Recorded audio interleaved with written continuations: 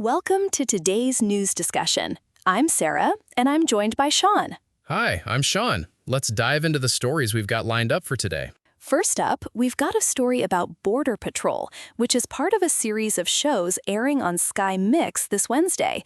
It seems there are multiple episodes and shows related to border security across different countries. That's right. The context mentions New Zealand's customs agents and the work of the Canada Border Services Agency.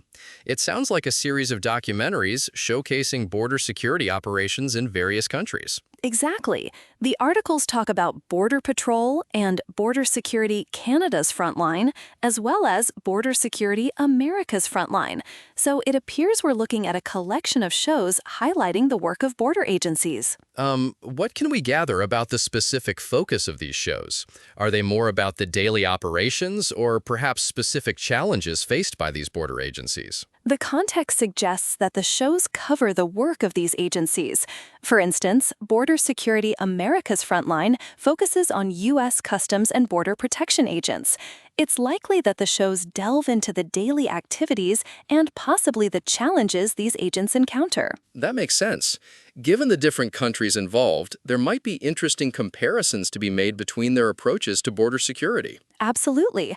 Although we don't have detailed information on the specific episodes, it's reasonable to assume that the shows might touch on the unique challenges faced by each country's border security. Moving on, there's a significant story about Camp Mystic in Texas filing for bankruptcy after a tragic incident last year. Yes, the camp filed for Chapter 11 bankruptcy nearly a year after catastrophic floods resulted in the deaths of 28 people, including 25 girls and 2 teenage counselors. That's a terrible tragedy. What are the implications of filing for Chapter 11 bankruptcy? Does it mean the camp is shutting down completely? Chapter 11 bankruptcy typically involves reorganization rather than liquidation. It means the camp is likely attempting to restructure its debts and potentially continue operations in some form. I see. So it's a complex process that could involve significant changes to how the camp is run or financed. Exactly.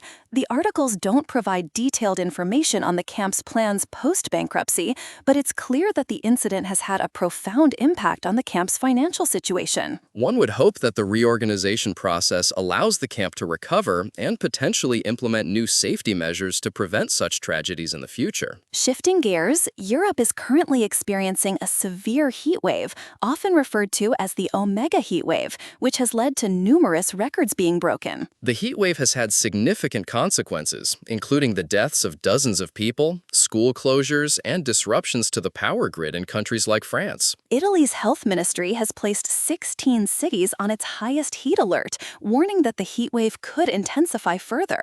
The situation is quite dire, with widespread impacts on daily life and infrastructure. What's the significance of the term Omega heat wave? Is it a specific type of heat wave with unique characteristics? The term omega likely refers to the heat wave's pattern or persistence. While the exact details aren't provided in the articles, it's clear that this heat wave is particularly severe and prolonged. It's interesting to note that such extreme weather events are becoming more frequent and intense due to climate change. That's right. The reporting on the heat wave highlights the broader issue of rising temperatures and extreme weather events globally. Lastly, there's a concerning incident at Disneyland in California where a 13-year-old boy fell approximately 50 feet from a ride. The incident occurred on the Tiana's Bayou Adventure ride when the boy climbed out of the ride vehicle mid-attraction. Fortunately, he suffered only minor injuries. That's a terrible scenario. The fact that he climbed out of the ride raises questions about the safety measures in place, particularly regarding restraints on log flume rides. Cal OSA investigated the incident and found no operational issues with the ride. The boy was described as lucky to have suffered only minor cuts and scrapes. It's a complex issue, balancing ride safety with the need for an enjoyable experience. This incident will likely spark further debate about safety protocols on theme park rides. Indeed.